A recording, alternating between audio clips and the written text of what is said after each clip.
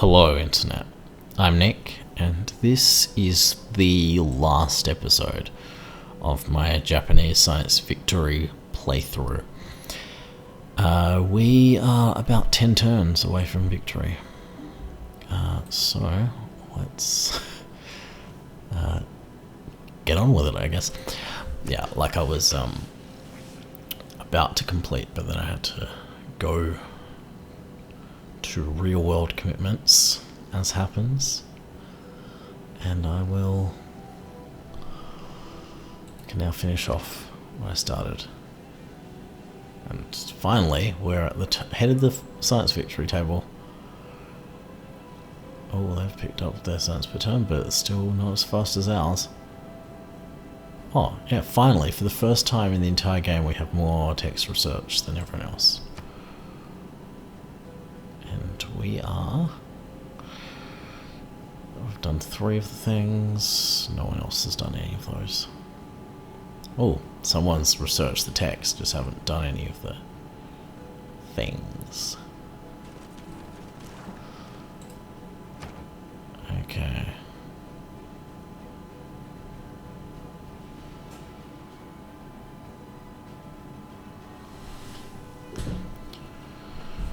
Okay. My turn again. Is it just yet another turn of press end turn? I guess it is.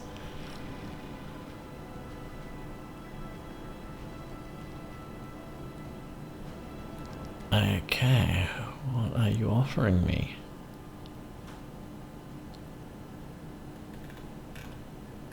Nah. You can't give me anything that I need right now. Ooh. Trade route time.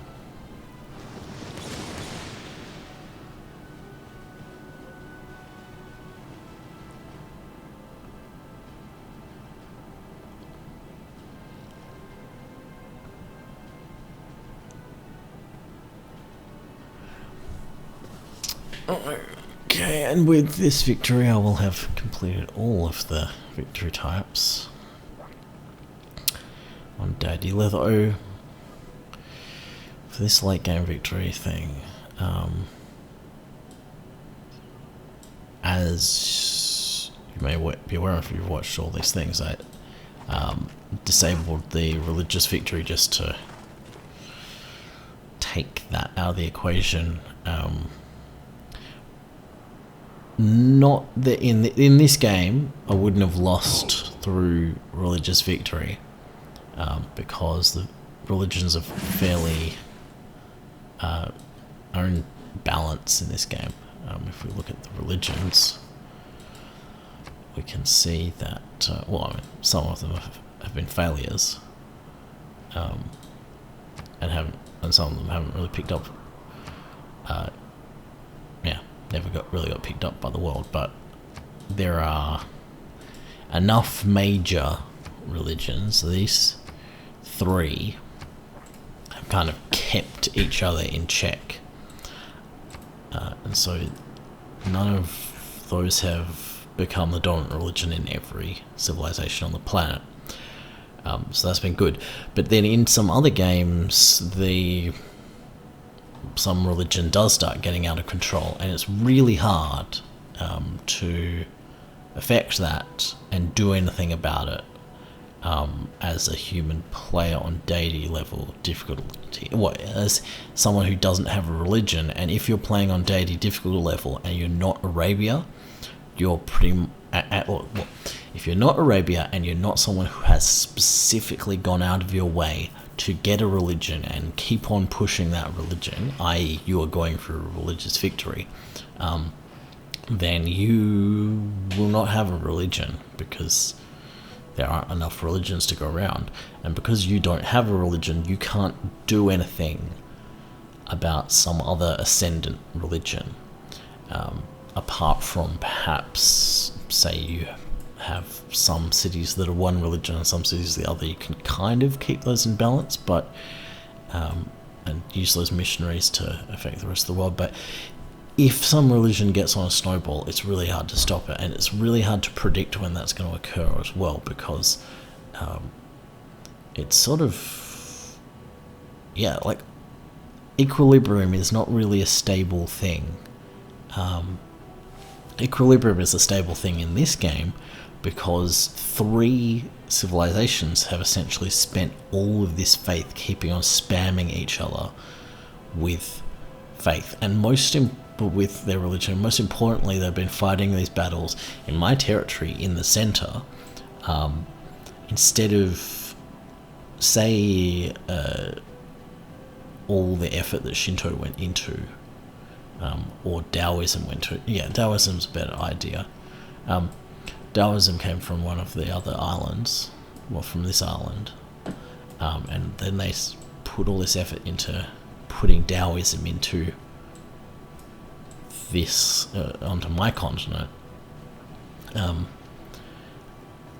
If they had concentrated all their effort on, say, wiping out Islam in the home place of Islam, in Orange, instead of fighting kind of these proxy religious wars in the center, in the kind of the passive states of Lime Green and Orange, Lime Green and Japan, or if they'd gone in and wiped out Protestantism in, which colour is this one? Oh, in red, yeah.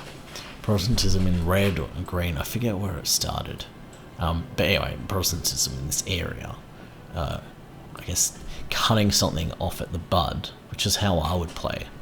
And which is sometimes when the AI players, but it's just because that they've been kind of fighting over swing states, as it were, that things have been in equilibrium.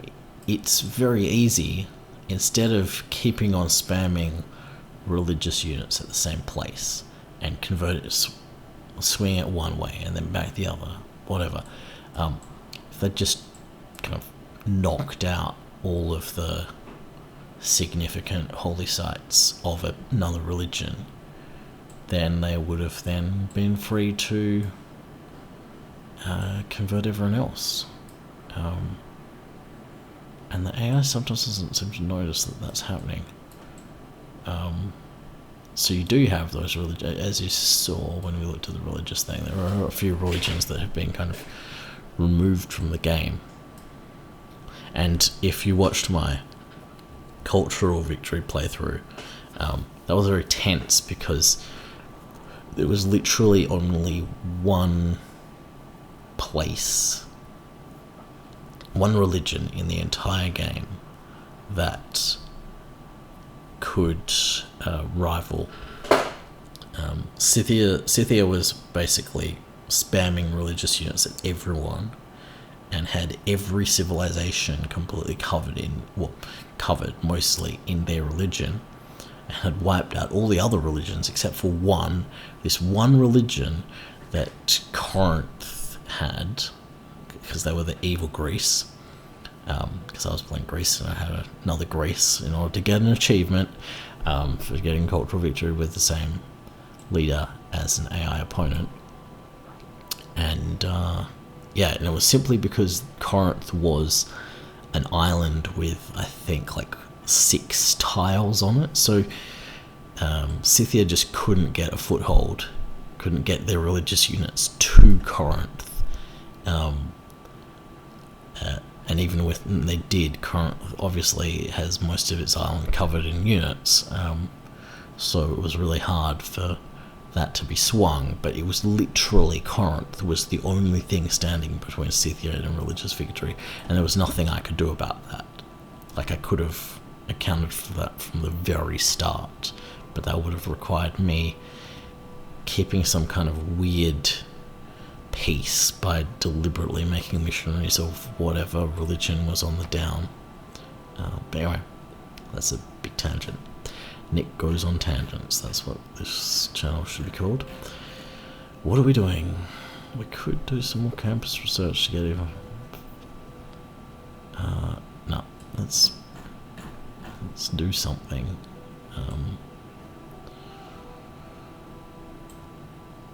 Why don't we we'll build broadcast centers to broadcast magnificent scientific victory.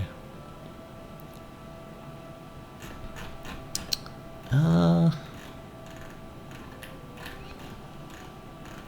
think now I can kind of rest on my laurels. We do want to get a trade route up to Kabul, don't we? So where's somewhere we can go? Chicago? I want to be able to trade with everyone. Ooh, Atlanta's a good option. Because then go all the way over from the ocean from Phoenix to Atlanta.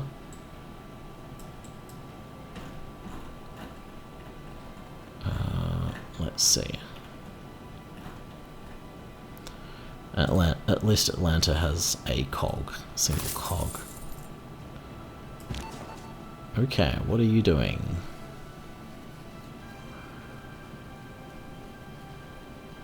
Akiko.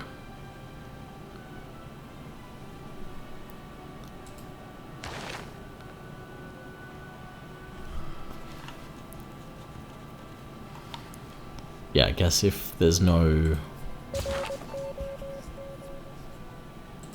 rocketry going on. I swear I've already given them those missions, or are we giving them those missions again?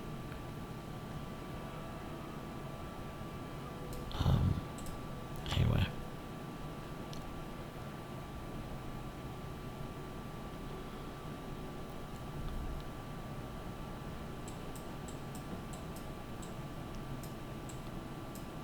So.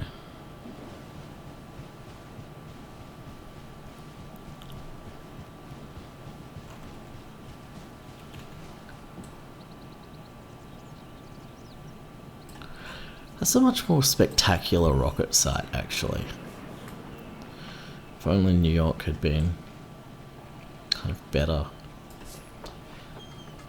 But yeah, blasting off from next to Mont Saint Michel and then surrounded by two districts, like actually 3 other districts. It looks nice. While this one's just surrounded by improvements, no districts. Oh, apart from the aqueduct district there, which hardly looks like an aqueduct district. So, what are we doing here? Ah, a spy.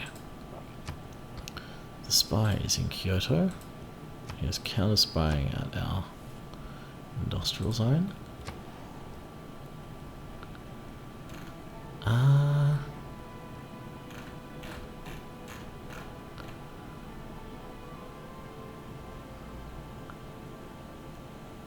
could do the Manhattan Project just for the sake of it.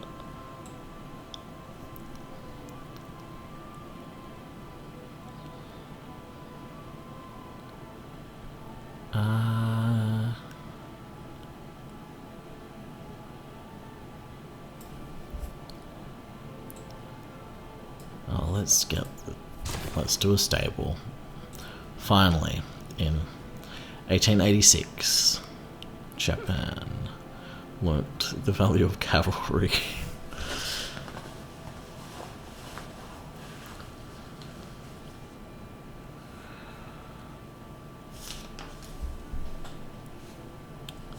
Okay. Ooh.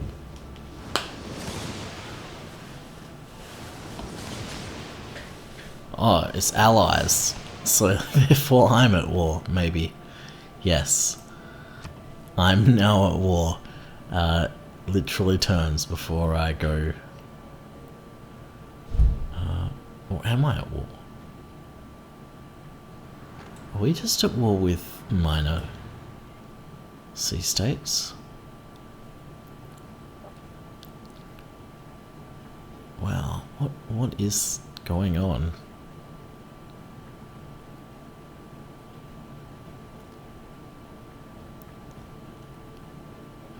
Okay.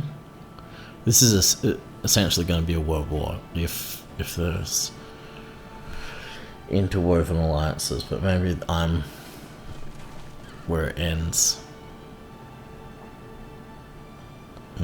Senna has a spaceport now. That's a troubling thing, maybe? So who am I at war with? Zanzibar. Tusa. I don't understand, actually. Who am I at war with?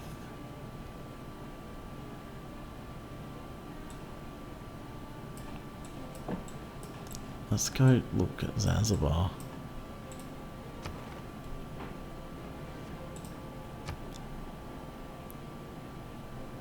Actually, sea states do it.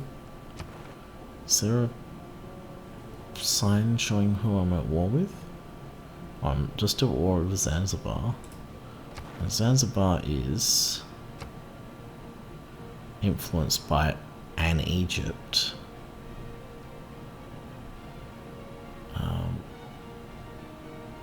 No, of course I don't know which one.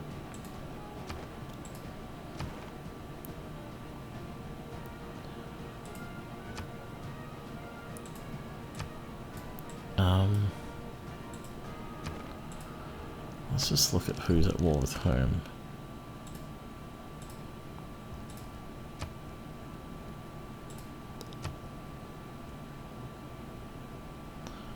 There are some Cleopatras at war with other Cleopatras.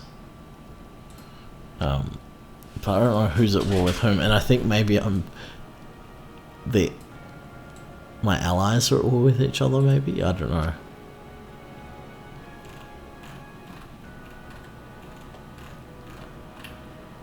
Okay, so we could do something really sneaky and get like a one-turn.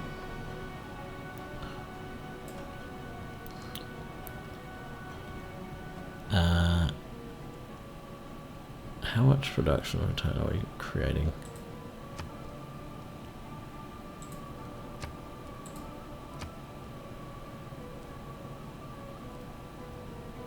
So we could find something with overflow.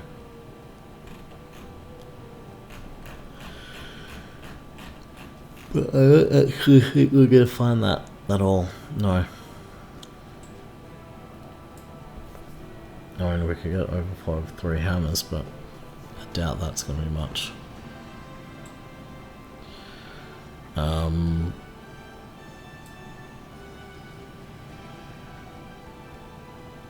So let's just go with barracks anyway.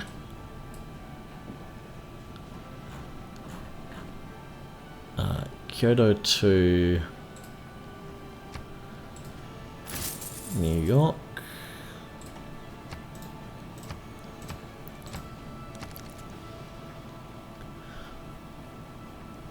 So in effect we might win in 2 turns.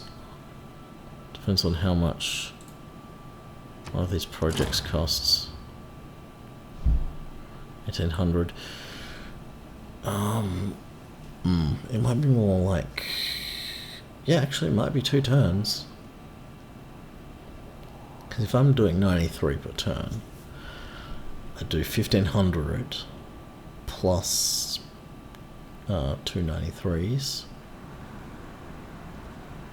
Could be, depends on whether the bonuses are being factored into the 93, which doesn't look like they are, because we are getting a plus 100% bonus. So yeah, it may well be that 93 is acting like a 186 instead of actually a 93. Okay.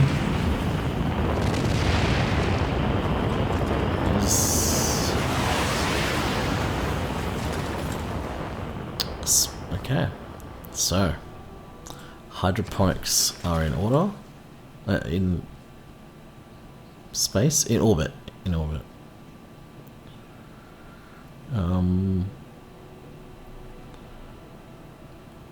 and now we're done with robotics, so now we can do the final thing in Kyoto, which is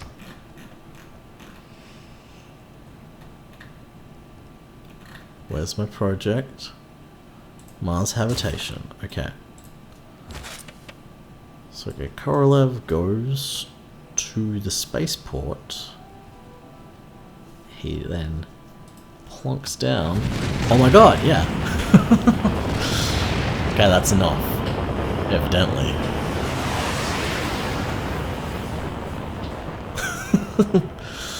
And suddenly I get lots of Chivos. I must have had enough overflow. That does seem weird. Like, surely Mars habitation should have cost the same amount as the others. Much as our ancestors did ages ago, we thrust forward into the unknown. The first pioneers set forth on an uneasy course. And yet once again did our people thrive. Now, under your leadership, we plot a new course and make another world our own. I swear that rocket in the background in that scene was the same in The Martian. Okay, so let's see our ranking this time.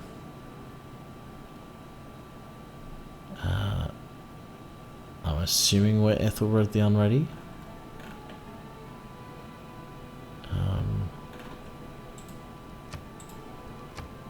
Is there a... yeah, let's look at that. It's going to be very hard because there are lots of Egypts. Yeah, and for some reason they've all been given very, very similar. Like, even though... why not just give them the colours that they actually had, so I know which ones are which? Anyway, we've got culture per turn here, and we can see we were losing for the entire time. If we look at science per turn, we can see that we... I mean, there was some fighting of it here, but we've dominated since then. And yet, people were able to get all those techs. Let's just... is there like a techs researched thing? No. Evidently not. Let's look at gold balance. Okay, I've pretty much owned gold. Faith per turn. Didn't do too badly. Score per turn. Middle of the road, really. Buildings. Now, if we look at districts, that might be... yeah, that really shows. Some others had more cities than I had, and I constructed more districts and earlier. I think actually, evidently I started constructing districts later, which isn't surprising because you have to catch up, like,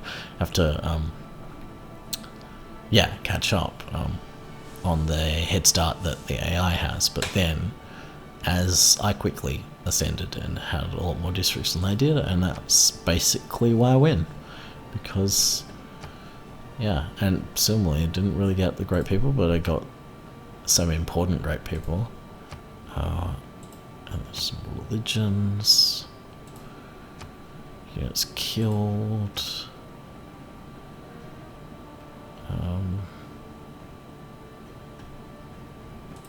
Units lost. That's also the other the thing.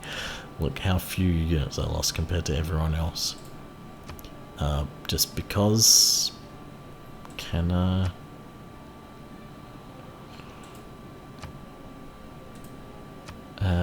yeah, because I can do better tactics than everyone else, and I constructed...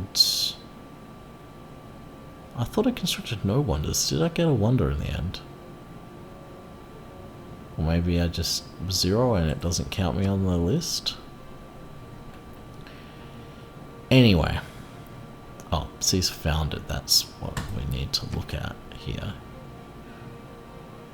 So everyone got a much better start, except for Blue. Blue did badly. But yeah, I had the comparison of cities versus the comparison of districts really demonstrates what happened here. But anyway, it was nice having you around for the ride, and I'll see you next time.